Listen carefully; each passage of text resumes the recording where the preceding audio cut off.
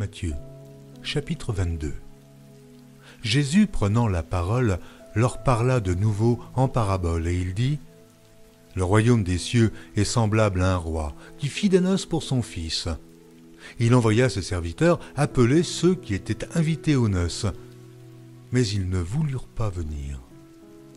Il envoya encore d'autres serviteurs en disant : « Dites aux conviés, voici, j'ai préparé mon festin, mes bœufs et mes bêtes grasses sont tués, tout est prêt, venez aux noces. » Mais, sans s'inquiéter de l'invitation, ils s'en allèrent. Celui-ci à son champ, celui-là à son trafic, et les autres se saisirent des serviteurs, les outragèrent et les tuèrent. Le roi fut irrité, il envoya ses troupes, fit périr ses meurtriers et brûla leur ville. Alors il dit à ses serviteurs : « Les noces sont prêtes. » Mais les conviés n'en étaient pas dignes. « Allez donc dans les carrefours et appelez aux noces tous ceux que vous trouverez. » Ses serviteurs allèrent dans les chemins, rassemblèrent tous ceux qu'ils trouvèrent, méchants et bons, et la salle des noces fut pleine de convives. Le roi entra pour voir ceux qui étaient à table, et il aperçut là un homme qui n'avait pas revêtu un habit de noces. Il lui dit : « Mon ami, comment es-tu entré ici sans avoir d'habit de noces ?» Cet homme eut la bouche fermée. Alors le roi dit au serviteur : « Liez-lui les pieds et les mains, et jetez-le dans les ténèbres du dehors, où il y aura des pleurs et des grincements de dents. Car il y a beaucoup d'appelés, mais peu d'élus. » Alors les pharisiens allèrent se consulter sur les moyens de surprendre Jésus par ses propres paroles. Ils envoyèrent auprès de lui leurs disciples avec les Hérodiens qui dirent : « Maître, nous savons que tu es vrai, et que tu enseignes la voie de Dieu selon la vérité, sans t'inquiéter de personne, car tu ne regardes pas à l'apparence des hommes. Dis-nous donc ce qu'il t'en semble. Est-il permis ou non de payer le tribut à César ?» Jésus, connaissant leur méchanceté, répondit : « Pourquoi me tentez-vous, hypocrite ? Montrez-moi la monnaie avec laquelle on paie le tribut. » Et ils lui présentèrent un denier. Il leur demanda : « De qui sont cette effigie et cette inscription ?»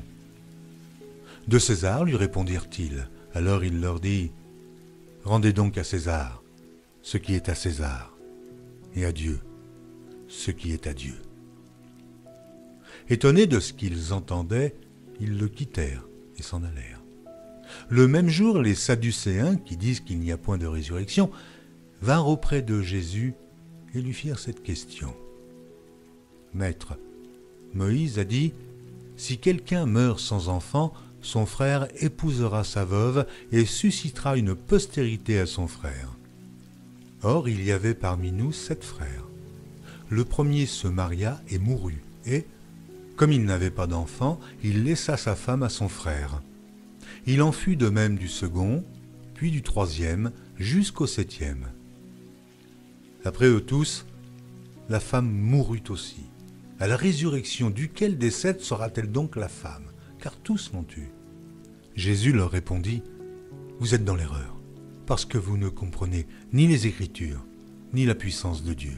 Car, à la résurrection, les hommes ne prendront point de femmes, ni les femmes de mari, mais ils seront comme les anges de Dieu dans le ciel. Pour ce qui est de la résurrection des morts, n'avez-vous pas lu ce que Dieu vous a dit ? Je suis le Dieu d'Abraham, le Dieu d'Isaac et le Dieu de Jacob. Dieu n'est pas Dieu des morts, mais des vivants. » La foule qui écoutait fut frappée de l'enseignement de Jésus. Les pharisiens, ayant appris qu'il avait réduit au silence les Sadducéens, se rassemblèrent, et l'un d'eux, docteur de la loi, lui fit cette question pour l'éprouver. « Maître, quel est le plus grand commandement de la loi ?» Jésus lui répondit : « Tu aimeras le Seigneur ton Dieu de tout ton cœur, de toute ton âme et de toute ta pensée. C'est le premier et le plus grand commandement. Et voici le second, qui lui est semblable. Tu aimeras ton prochain comme toi-même. De ces 2 commandements dépendent toute la loi et les prophètes. » Comme les pharisiens étaient assemblés, Jésus les interrogea en disant : « Que pensez-vous du Christ ? De qui est-il le fils ? » Ils lui répondirent : « De David. » Et Jésus leur dit : « Comment donc David, animé par l'Esprit, l'appelle-t-il Seigneur lorsqu'il dit « Le Seigneur a dit à mon Seigneur, assieds-toi à ma droite, jusqu'à ce que je fasse de tes ennemis ton marchepied. » Si donc David l'appelle Seigneur, comment est-il son fils? Nul ne put lui répondre un mot, et depuis ce jour, personne n'osa plus lui proposer des questions.